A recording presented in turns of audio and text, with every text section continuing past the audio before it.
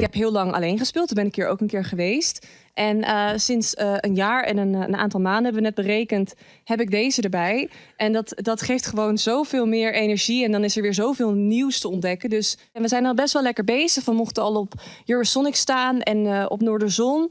We hebben op Grote Markt gespeeld. Dus we hebben echt al best wel heel gave dingen gedaan. Dus we blijven proberen. En nou ja, bijvoorbeeld Marijn en ik zitten ook best vaak als de rest bijvoorbeeld een keer niet kan repeteren. Gaan wij lekker even met laptopjes. En dan gaan we plannen maken. Daar is Marijn ook heel goed in.